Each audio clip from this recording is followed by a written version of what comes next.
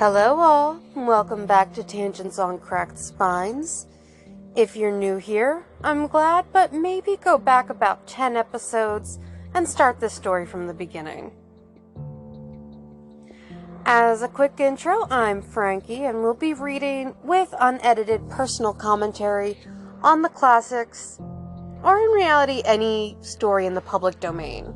Listener discretion is advised, as some of the content holds adult themes and language. The story we're on right now is very violent. I'm also known to use the odd explicative, though I am trying to stop. And the story we are currently reading is The Invisible Man by H.G. Wells. In the last episode, the Invisible Man, was ratted out to the police by Dr. Kemp, which, good on Dr. Kemp. The only problem being that he got away, and was in quite a rage, and at some point did murder just a random individual, whose name was the title of the chapter. Mr. Wicksteed. Rather violently, actually. And that was after raving to Dr. Kemp that he wanted to cause a reign of terror. Because if people feared him, then he could do whatever he wanted and not fear the police. But Dr. Kemp used all of the information that Griffin confided in him to help the police come up with a plan of action against the Invisible Man and his rampages. And now we begin again with chapter 27? 25, 6, 7. Yes, 27. I can read Roman numerals. They just take a little bit of adding after a minute. The Siege of Kemp's house. Kemp read a strange missive written in pencil on a greasy sheet of paper. "You have been amazingly energetic and clever," this letter ran.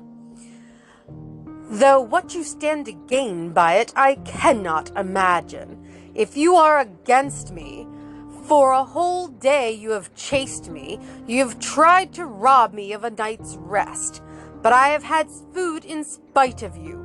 I have slept in spite of you, and the game is only beginning.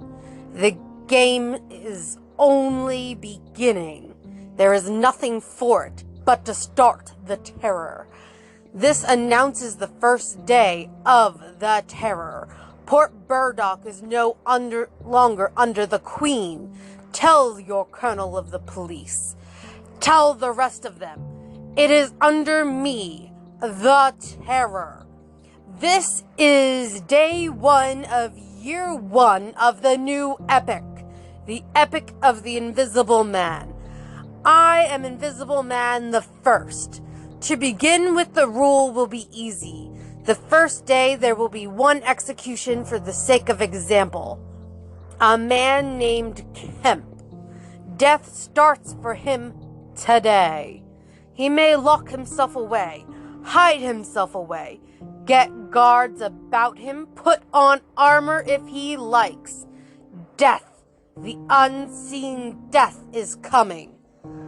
Let him take precautions. It will impress my people. Death starts from the pillar box by midday. The letter will fall in as the postman comes along, then off. The game begins. Death starts. Help him not, my people, lest death fall upon you also. Today, Kemp is to die." This sounds a lot like the missives that serial killers send to newspapers when they start wanting to get attention and their cry of help, kind of. He's just becoming more and more mad. And I don't know whether it's the process of becoming invisible that, like, addled something, or whether something was severely addled beforehand and that's why he became invisible. I mean, obviously something was severely addled because he wanted to become invisible to start a life of crime when he was a professor, for goodness sakes. But, I mean, the way we treat our teachers nowadays, that wouldn't really be a surprise if one of them snapped. Luckily, we haven't had that. Anyways, Kemp read this letter twice. "It's no hoax," he said. "That's his voice, and he means it." He turned the folded sheet over and saw on the addressed side of it the postmark Hintendine and the prosaic detail 2D to pay. He got up slowly, leaving his lunch unfinished. I imagine he would lose his appetite reading that. It was a promise for his death. The letter had come by the 1 o'clock post and went into his study. He rang for his housekeeper and told her to go round the house at once, examine all the fastenings of the windows, and close all the shutters. He closed the shutters of his study himself. From a locked drawer in his bedroom, he took a little revolver, examined it carefully, and put it into the pocket of his lounge jacket. Which I understand the want to be prepared, especially considering the Invisible Man has already decided to kill him. But at the same time, like, we know that just agitates him more. From the last person the first person, rather, he did rob. I'm robbing him, and he had the gall to defend himself. How dare he? He wrote a number of brief notes, one to Colonel Adier, gave them to his servant to take, with explicit instructions as to her way of leaving the house. There is no danger, he said, and added a mental reservation, to you. He remained meditative for a space after doing this, and then returned to his cooling lunch. It's only cooling. How hot was it to begin with? I would think it would be cold by then. He ate with gaps of thought. Finally, he struck the table sharply. "We will have him," he said, "and I am the bait. He will come too far." He went up to the belvedere, carefully shutting every door after him. "It's a game," he said. "It's an odd game, but the chances are all for me, Mr. Griffin, in spite of your invisibility. Griffin contra mundum, with a vengeance." He stood at the window, staring at the hot hillside. He must get food every day. And I don't envy him. Did he really sleep last night, out in the open somewhere, secure from collisions? I wish we could get some good, cold, wet weather instead of the heat. He may be watching me now. He went close to the window. Something rapped smartly against the brickwork over the frame and made him start violently back. "I'm getting nervous," said Kemp, but it was 5 minutes before he went to the window again. It must have been a sparrow. I mean, you have every right to be nervous. You know what he's capable of. Presently, he heard the front doorbell ringing and hurried downstairs. He unbolted and unlocked the door, examined the chain, put it up, and opened cautiously without showing himself. A familiar voice hailed him. It was Adier. "Your servant's been assaulted, Kemp." Sorry, pardon that. Apparently that voice didn't do well for my throat. He said round the door. "What?" exclaimed Kemp. "Had that note of yours taken away from her. He's close about here. Let me in." Pardon. I'll see if I can Get those out. Edit it out. Oh, give me a minute. Sorry about that. What? Yeah, there we go. Let me in. Kemp released the chain, and Nadia entered through as narrow an opening as possible. He stood in the hall, looking with infinite relief at Kemp refastening the door. Note was snatched out of her hand. Scared her horribly. She's down at the station. Hysterics. He's close here. What was it about?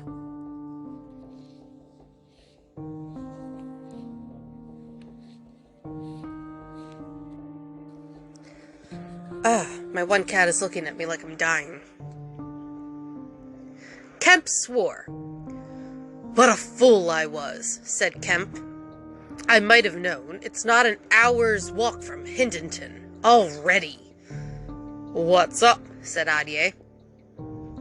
Look here, said Kemp, and led the way into a study. He handed Adier the Invisible Man's letter. Adier read it and whistled softly. And you, said Adier, proposed a trap. Like a fool, said Kemp, and sent my proposal out by a maidservant. To him. Adier followed Kemp's profanity. He'll clear out, said Adier. Not he, said Kemp. A resounding smash of glass came from upstairs. Adier had a silvery glimpse of a little revolver half out of Kemp's pocket. It's a window upstairs, said Kemp, and led the way up. There came a second smash while they were still on the staircase. When they reached the study, they found 2 of the 3 windows smashed, half the room littered with splintered glass, and 1 big flint lying on the writing table. The 2 men stopped in the doorway, contemplating the wreckage. Kemp swore again, and as he did so, the 3rd window went with a snap like a pistol. Hung, starred for a moment, and collapsed in jagged, shivering triangles into the room. What's this for? Said Adier. It's a beginning, said Kemp. There's no way of climbing up here? Not for a cat, said Kemp. No shutters? Not here. All the downstairs rooms. Hello? Smash, and then whack of boards hit hard came from downstairs. Confound him, said Kemp. That must be... Yes, it's one of the bedrooms. He's going to do all the house.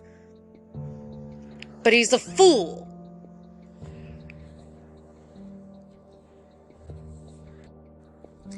I took my inhaler today. I don't know what these coughing fits are for. But he's a fool.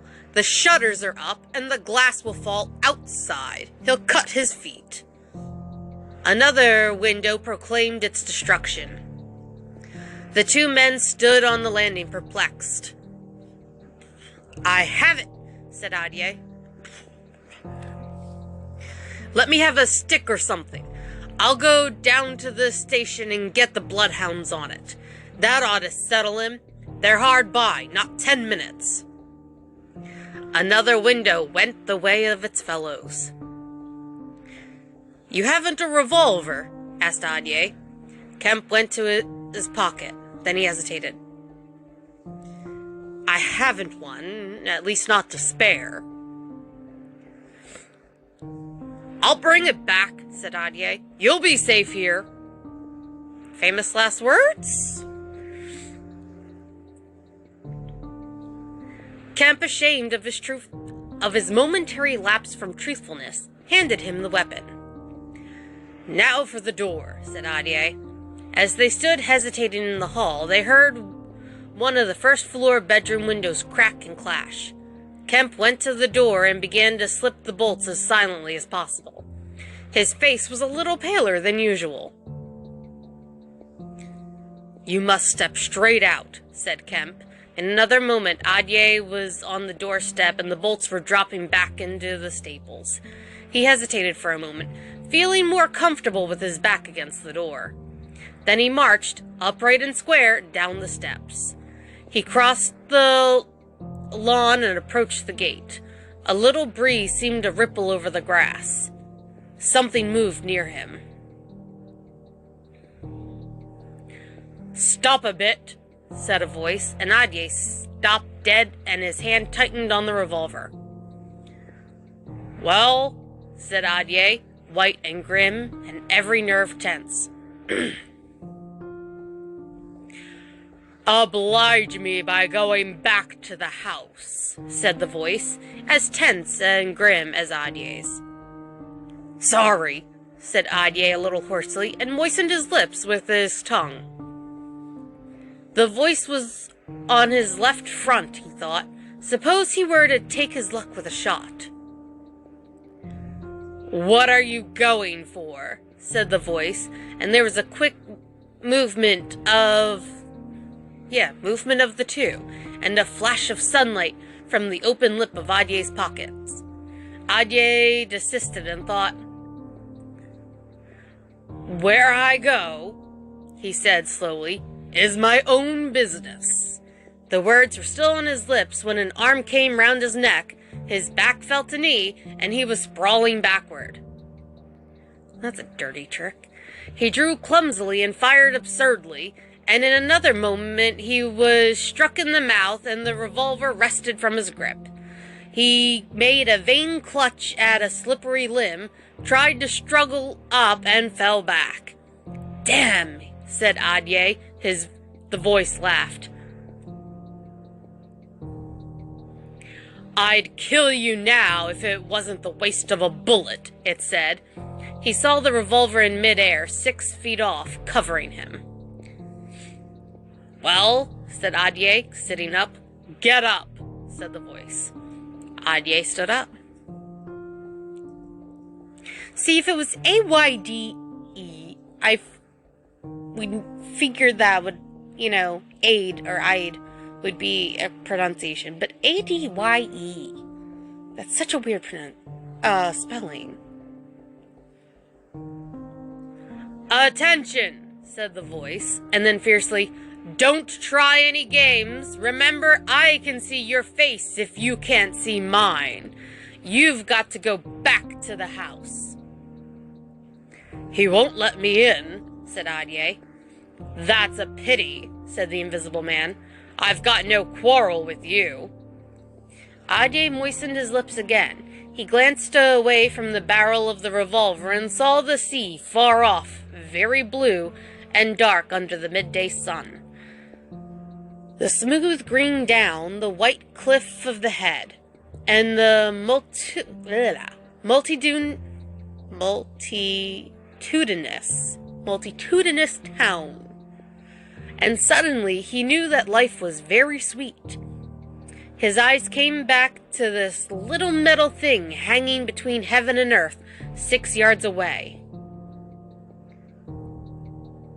"What am I to do?" he said sullenly. "What am I to do?" asked the invisible man. "You will get help. The only thing is for you to go back." "I will try. If he lets me in, will you promise not to rush the door?" "I've got no quarrel with you," said the voice. Kemp had hurried upstairs after letting Adye out, and now crouching among the broken glass and peering cautiously over the edge of the study windowsill, he saw Adye stand parleying with the unseen. "Why doesn't he fire?" whispered Kemp to himself. Then the revolver moved a little, and the glint of the sunlight flashed in Kemp's eyes. He shaded his eyes and tried to see the source of the blinding beam. "Surely," he said, "Adye's given up the revolver." You say given up. I know you didn't see it, but do you really think the police chief would have just handed the gun over to the most wanted criminal in your town? You have to think, at least for a minute, that it was taken from him. "Promise not to rush the door," Adye was saying. "Don't push a winning game too far. Give a man a chance. You go back to the house. I tell you flatly, I will not promise anything." Adye's decision seemed suddenly made. He turned towards the house, walking slowly with his hands behind him. Kemp watched him, puzzled. The revolver vanished, flashed again into sight, vanished again, and became evident on a closer scrutiny as a little dark object following Adye. Then things happened very quickly. Adye leapt backwards, swung around, clutched at this little object, missed it, threw up his hands, and fell forward on his face, leaving a little puff of blue in the air. Kemp did not hear the sound of the shot. Adye writhed, raised himself on one arm, fell forward, and lay still. For a space, Kemp remained staring at the quiet carelessness of Adye's attitude.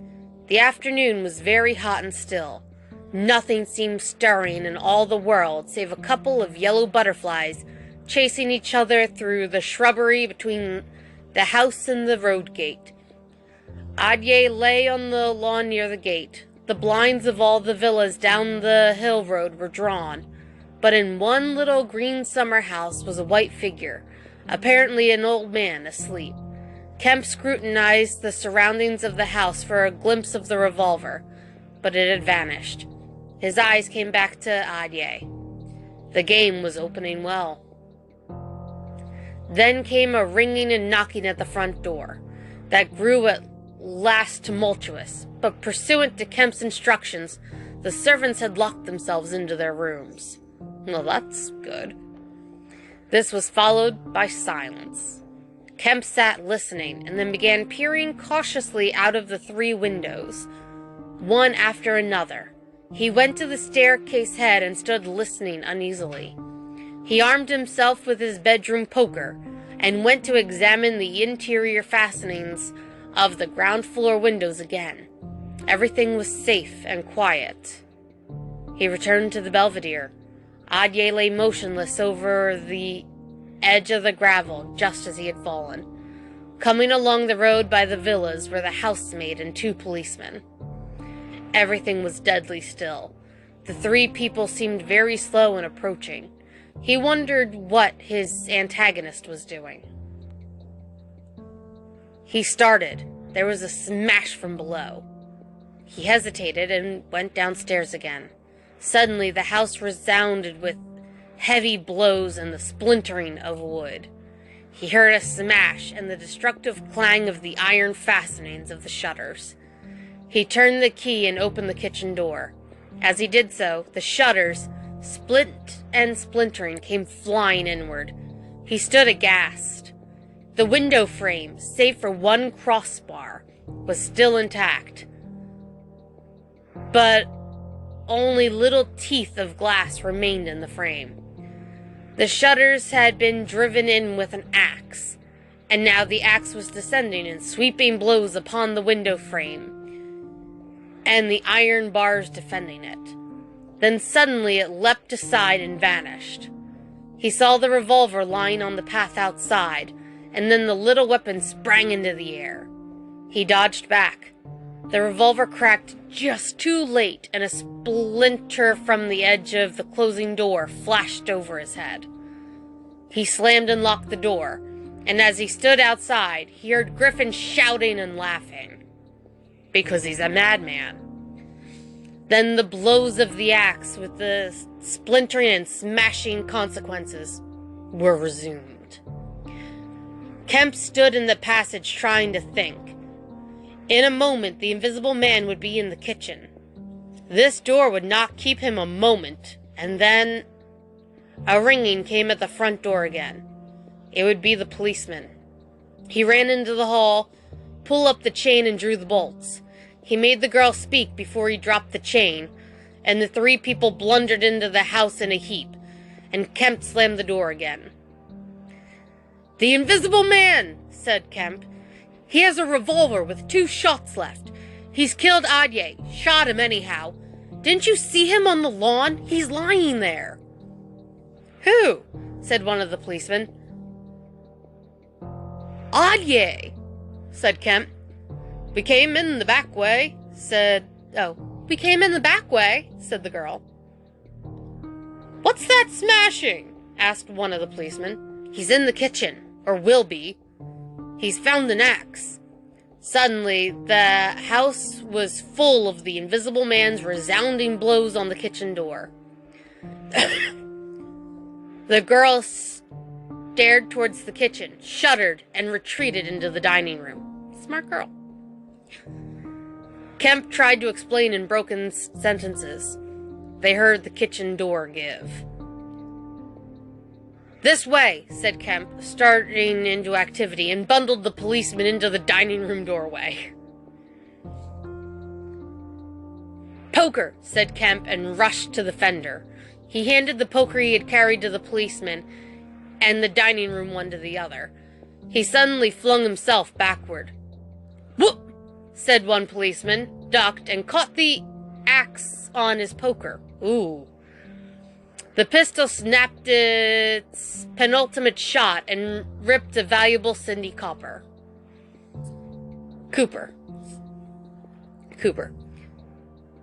The second policeman brought his poker down on the little weapon, as one might knock down a wasp, and sent it rattling to the floor.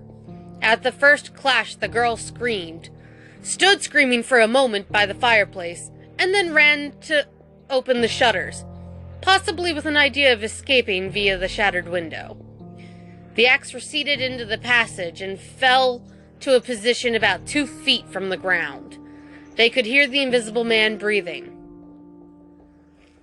"Stand away, you two," he said. "I want that man, Kemp." "We want you," said the first policeman, making a quick step forward and whipping with his poker at the voice. The Invisible Man must have started back, and he blundered into the umbrella stand. Thus, as the policeman staggered with the swing of the blow he had aimed, the Invisible Man countered with the axe. The helmet crumpled like paper, and the blow sent the man spinning to the floor at the head of the kitchen stairs. But the second policeman, aiming behind the axe with his poker, hit something soft that snapped. There was a sharp exclamation of pain, and then the axe fell to the ground. The policeman wiped at vacancy and hit nothing. He put his foot on the axe and struck again. Then he stood, poker clubbed, listening intent for the slightest movement. He heard the dining room window open and a quick rush of feet within. His companion rolled over and sat up, with blood running down between his eye and ear. Oh good, he's not dead yet. "Where is he?" asked the man on the floor. "Don't know. I've hit him. He's standing somewhere in the hall. Unless he slipped past you. Dr. Kemp, sir!" Pause. It actually says pause. "Dr. Kemp!"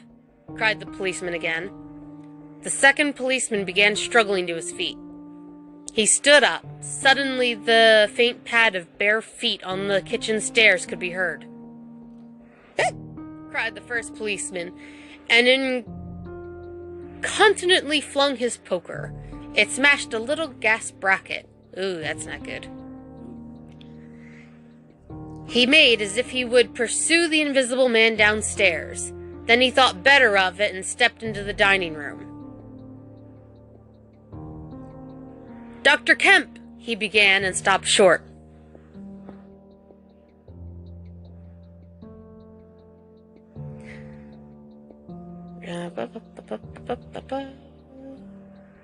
"Dr. Kemp's a hero," he said as his companion looked over his shoulder. The dining room window was wide open, and neither housemaid nor Kemp was to be seen. The second policeman's opinion of Kemp was terse and vivid.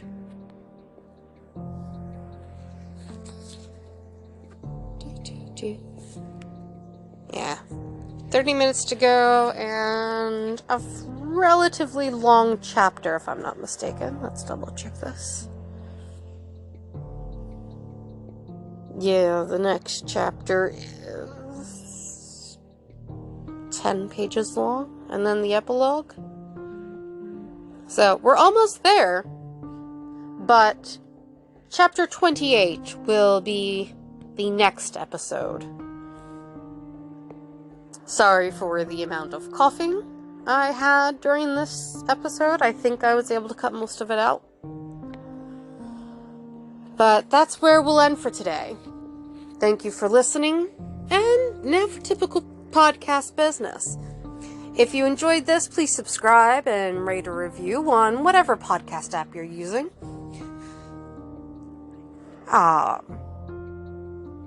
Sharing is also very welcome with your friends, your family, whoever. You can reach out to me via talkspod@gmail.com. Phonetically, that is Tango, Oscar, Charlie, Sierra, Paris, Oscar, Delta @gmail.com. And if y'all don't know what the phonetic alphabet is, take the first letter of everything I said, and you will get the email address. It's also just the initials of the podcast, Tangents on Cracked Spines Pod. We have a Facebook page, Tangents on Cracked Spines Book Club. You can leave a voice message or support at anchor.fm/Tangents on Cracked Spines. The Facebook page will have updates posted and polls to vote on the next story. Speaking of which, as we only have one chapter and the epilogue left for a total of about 12 pages to read, we do have that poll up. The choices currently are a small collection of H.P. Lovecraft stories, The Last of the Mohicans, The Nonsense Anthology, or Alice's Adventures in Wonderland. So, right now, H.P. Lovecraft stories are in the lead. Go ahead and vote on the Facebook page, or in the comments, or in the review, or however I've just said you can contact me. If you are interested in merch, I've made a few items for my personal Etsy shop. I'll link that in the description. Thank you all again for listening, and have a wonderful day. I will eventually come up with names for you.